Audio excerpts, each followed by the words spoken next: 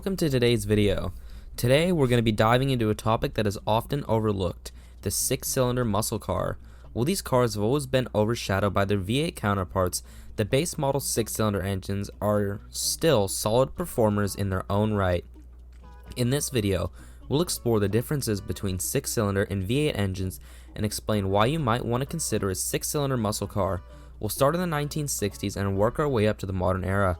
Anyway, let's get started. We start in the mid-1960s, when the muscle car revolution was in full swing. Legendary cars like the Pontiac GTO, Ford Mustang, and Chevrolet Camaro, along with the Dodge Charger RT, were hitting the streets. During this era, V8 engines reigned supreme. Dodge boasted the 426 Hemi and the 440 Magnum, Ford offered the 428 Cobra Jet, and Chevrolet brought the 396 Big Block. Along these monstrous big blocks, the smaller V8s like Chevrolet's 327 and Ford's 289 and Dodge's 340 were also extremely popular with consumers. However, there was another category of engines that often got overlooked, the base model 6-cylinders. When people think of American muscle cars, 6-cylinder engines aren't usually the first thing that comes to mind. These engines were considered underwhelming by enthusiasts who craved the horsepower and speed, but for others, 6-cylinders provided value and practicality. That's what the big three automakers continue to offer them in their muscle cars.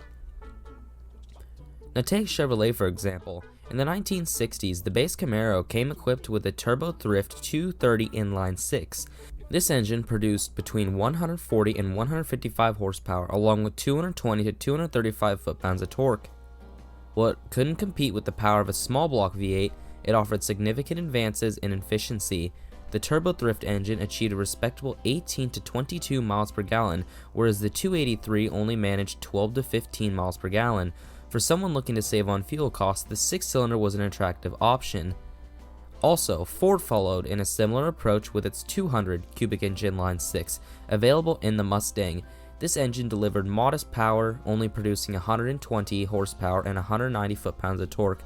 While these numbers were low, even for the era, the trade-off was excellent fuel economy.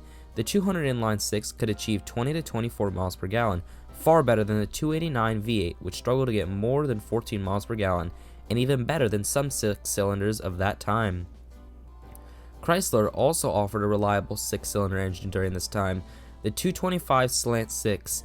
Known for its durability, this engine powered a wide range of vehicles, including the Dodge Dart, Plymouth Valiant, and early Plymouth Barracudas. The Slant-6 produced 145 to 150 horsepower and 215 to 225 foot-pounds of torque, while achieving 17 to 22 miles per gallon. This made it a versatile and efficient option compared to Chrysler's larger V8s. As we move on into the 1970s, the muscle car scene faced some serious challenges. The 1973 oil crisis, rising insurance premiums, and stricter emissions regulations forced automakers to rethink their approach. This marked the decline of the traditional high-horsepower muscle car, and 6-cylinder engines became even more appealing for their efficiency and practicality. One standout example from this era is Ford's 250 cubic inch inline-six, offered in cars like the Mustang II and Ford Maverick. The 250 made up to 120 horsepower and 200 foot-pounds of torque, similar to the smaller predecessor, the 200 inline-six. Its fuel economy ranged from 18 to 22 miles per gallon, still noticeably better than Ford's remaining V8s at the time. By this time, even V8s were being detuned for emissions compliance, making performance gap between the 6-cylinder and 8-cylinder options even narrower than before. Chrysler continued with the 225 Slant-6 in models like the Dodge Dart and Plymouth Duster. By the mid-1970s, it remained a go-to engine for buyers who prioritized reliability, efficiency, and practicality during the energy crisis. The Slant-6 persisted well into the late 1970s and early 1980s, outlasting many of its competitors in the 6-cylinder segment. As we move on to the 1980s, this era brought advancements in fuel injection and turbocharging, along with better engine technologies, which helped revitalize the 6-cylinder engines in performance cars. A prime example was the Buick Regal Grand National, which I covered in another video, which used a turbocharged 3.8-liter V6. This engine produced from 200 to 245 horsepower depending on the model year, with torque figures exceeding 300 pound-feet. Despite it being a V6, it could go toe-to-toe with most V8 powered competitors of the time. Its fuel economy was also respectable, much better than a V8, averaging 17 to 21 miles per gallon. Ford also introduced a 3.8 liter V6 in the Fox body Mustang. While this engine lacked the power of the V8s, it provided an alternative for buyers who wanted a Mustang with style and practicality, but without the fuel costs of the 5.0.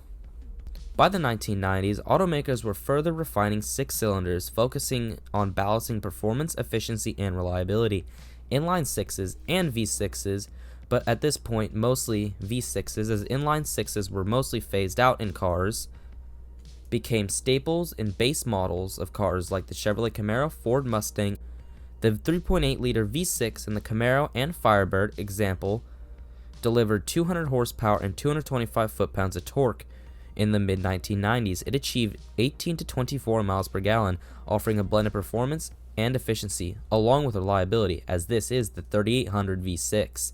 Similarly, Ford's 3.8 liter Essex V6 powered the base Mustangs during this era, producing 190 horsepower and achieving similar fuel economy. Dodge leaned heavily on its 3.5 liter high-output V6 for cars like the Dodge Intrepid RT, but the muscle car scene was somewhat dormant for Dodge until the rebirth of the Challenger in the late 2000s. Now let's fast forward to the 2010s and today, where six-cylinder engines have transformed into powerful and efficient options. Thanks to modern engineering, turbocharging, direct injection, and VVT, six-cylinders can now compete directly with V8s in terms of performance while offering superior fuel economy. Take the Ford Mustang EcoBoost, introduced in 2015. While it technically had a turbocharged inline-4, its 2.3 liter engine still produced 310 to 330 horsepower and 350 foot-pounds of torque. Although I would still choose the V6 over the 2.3 EcoBoost, which is a 3.7 liter V6 which delivers 300 horsepower and 280 foot-pounds of torque, but is much more reliable than a turbocharged 4-cylinder. We also have the Dodge Challenger lineup with the Challenger and the Charger, which includes a 3.6 liter Pentastar V6 as its base engine.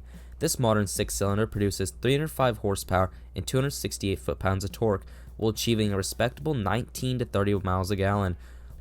While it can't match the power of Dodge's supercharged Hellcat V8s or their Hemis, it's still a solid choice for buyers who want a Challenger's iconic design without the high fuel and insurance costs of a V8. Chevrolet offers a similar option with the Camaro's 3.6 liter V6, which produces 335 horsepower and 284 foot-pounds of torque.